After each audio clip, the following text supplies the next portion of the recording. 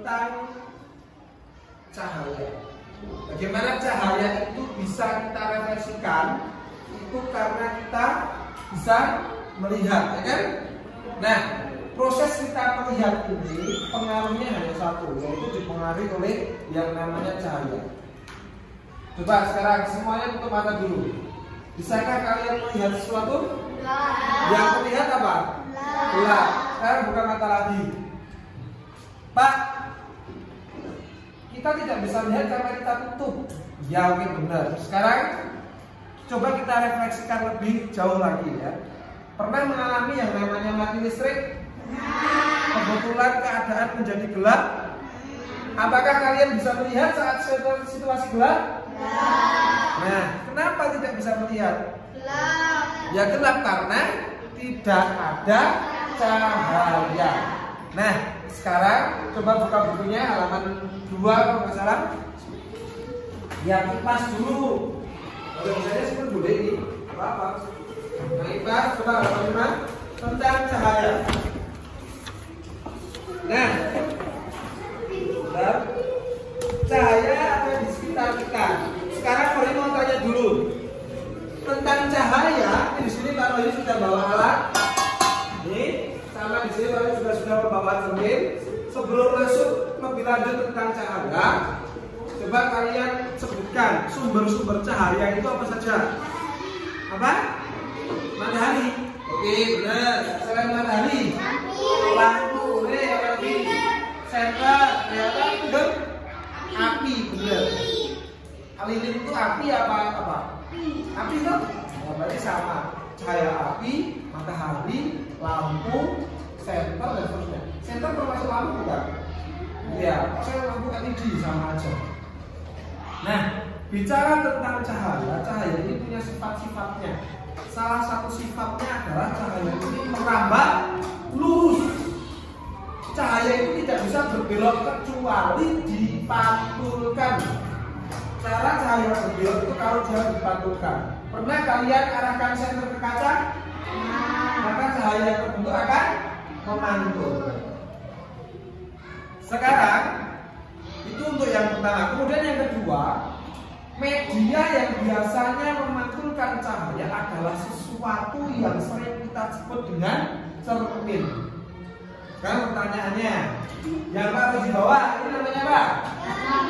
Cermin. Sekarang apa bedanya dengan ini? Apakah ini cermin? Nah, apa perbedaan? Kenapa ini cermin itu bukan? Padahal sama-sama kaca. Oke, karena ini bisa memantulkan cahaya. Perbedaannya apa lagi selain itu? Selain itu, perhatikan sekarang dari cermin yang sudah Pak Rosi bawa. Mari minta salah satu, satunya sini. Sekarang, coba satunya lihat. Apakah kamu ada di dalam cermin? Ada. Sama tidak? Sama. Hidungnya sama? Sama. Hidung. Pipinya sama? Oke, sama ya. Coba sekarang siapa yang mau buktiin lagi?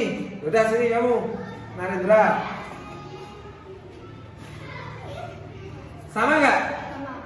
Coba cek rambutnya sama nggak? Sama loh, sama ya, persis. Oke, kalau persis, silakan duduk dulu. Ini adalah cermin yang biasanya kalian gunakan untuk bercermin di rumah. Sekarang Pak Roy sudah bawa ini. Ini hanya kebetulan sebuah alat yang memiliki sifat seperti cermin, seperti salah satu jenis cermin. Di bagian yang melengkung keluar, biasanya disebut sebagai daerah yang cembung. Tahu ya? Di daerah yang di dalam, yang melengkung ke dalam, biasanya disebut dengan daerah cekung. Sekarang kalian mau menganggap dan mengajak anak-anak untuk mengibaratkan bahwa ini adalah sebuah cermin yang melengkung keluar, namanya cermin cembung. Yang melengkung ke dalam namanya cermin cekung. Oke ya? Coba sekarang kita akan bandingkan terlebih dahulu sebelum kita praktekkan. Cermin apa tadi? Cembung dengan cermin yang ada di depan kalian, apa yang membedakan? Apa yang membedakan ini dengan ini? Benar. Kalau ini memiliki permukaan yang datar, sedangkan ini melengkung, bukan bengkok ya, tapi melengkung. Hanya lengkungannya ini ke dalam atau ke luar. Paham ya? Sekarang kita akan masuk ke sifat cahaya. Sifat cahaya itu akan mempengaruhi bentuk bayangan yang terbentuk. Contoh, satu kali lagi. Tadi siapa yang udah katakan? Oh ya, Brigita maju. Coba Brigita berdiri di depan cermin ini. Apa yang terjadi? Bayangan yang terbentuk tegak atau bengkok atau kecil atau besar? Sama ya? Sama, tegak. Sekarang coba hadap sini, lihat yang ada di sini. Kamu ada lihat bayanganmu? Apa yang terjadi? Kecil, tegak atau terbalik? Tegak, kecil. Oke, ada yang membuktikan lagi? Siapa? Yo sini siapa? Sama dulu. Tadi Vino. Siapa itu jangan ngeliatin Pak Roy tapi lihat Pak. Enggak tutup, enggak ya? Ada bayangannya siapa? Sama ya? Masih cewek kan? Ya, tak kira cowok. Sekarang lihat, tegak enggak? Maksudnya berdiri kan? Besar apa kecil? Nah, sama kan? Sama keterangan yang diberikan oleh siapa itu? Brigita, ada dulu. Nah, angkat tangan sini, Mbak Bir. Ya, kamu aja. Nanti kerja saya Vino. Sekarang kita akan cek yang lekung ya. Sekarang coba kamu lihat, ada bayanganmu di dalamnya. Sekarang apa bentuknya? Terbalik, terus tegak, kecil atau besar? Kecil. Terbalik dan diperkecil. Oke, sana. Nah, untuk cembung ini sebenarnya meskipun bentuknya seperti diperkecil, tapi ada tapinya, dia diperdekat ya, hingga nanti efeknya kita akan praktek di kaca spion mobil nanti, atau kaca spionnya Pak Rozi itu sama. Oke, kita lanjut dulu sekarang. Dari sifat bayangan yang tadi terbentuk dari apa yang sudah kalian praktekkan, sekarang kita bisa menyimpulkan bersama-sama. Yang pertama, ini namanya cermin apa? Cermin apa? Kurang kompak, cermin apa? Cermin datar. Bayangan yang dibentuk apa? Satu sama atau nyata. Apa? Sama atau nyata. Tegak atau terbalik? Tegak. Diperbesar atau diperkecil? Sama ya. Jadinya dia nyata, tegak, nggak diperbesar, nggak diperkecil. Sekarang kalau cekung, bayangan yang terbentuk terbalik, semu diperkecil. Sekarang kalau yang cembung,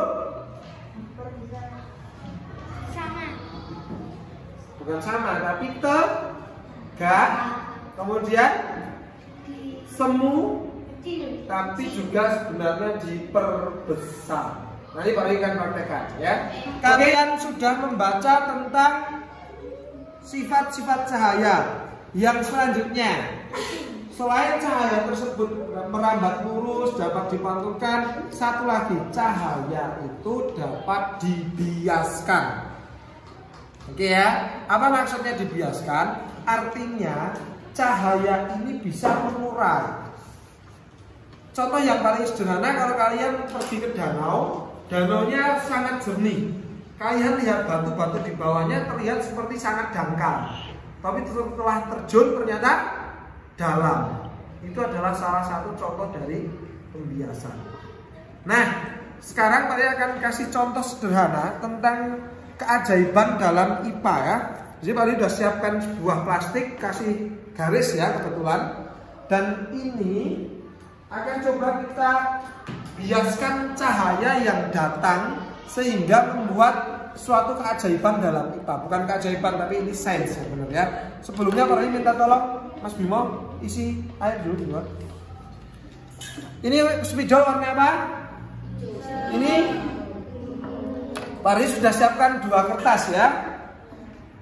Yang pertama hijau.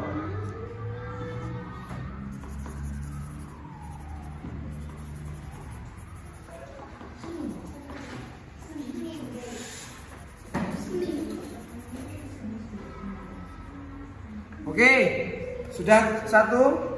Sekarang yang kedua.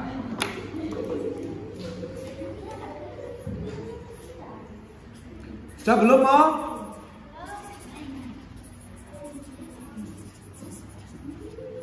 Oke.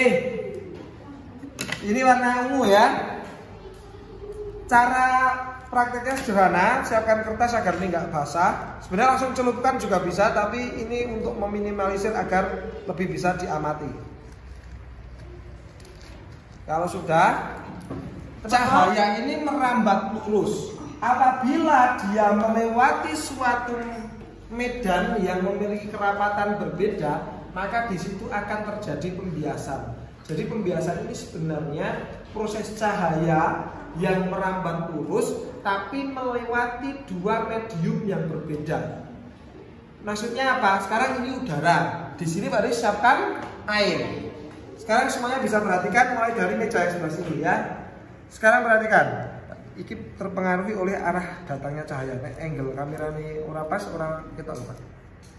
Sekarang kita perhatikan. Pak Roy tambah ya biar lebih bisa terlihat yang di bagian bawah. Ini Pak Roy tambahkan ininya, garisnya, biar lebih bisa terlihat. Dah, singkat saja.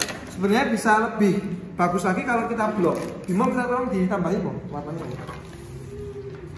Sekarang perhatikan, ketika pembiasan itu terjadi, arah datangnya cahaya yang semula lurus dipantulkan bisa menimbulkan sebuah ilusi optik seakan-akan gambar yang di sini menghilang. Kita coba praktekkan ya. Ada penunjuk. Nah, sekarang salah satu bisa melihat dari angle yang paling atas. Tegak lurus, coba. Sekarang lihat cahaya yang ada di sana. Karena arah datangnya cahaya dibiaskan, maka di bagian yang seharusnya ada gambarnya akan terlihat menghilang. Ini bukan sulap ya, tapi ini keajaiban dalam sains. Nah, ini adalah contoh yang paling sederhana. Sekarang Pak Roy sudah siapkan ini. Arah datangnya cahaya mempengaruhi pembiasan yang terjadi.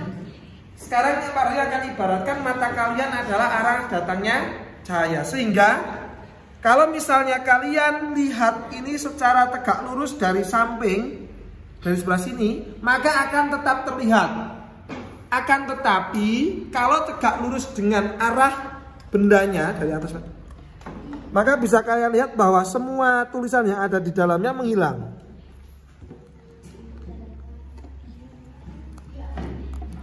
Ya kan? Hilang kan?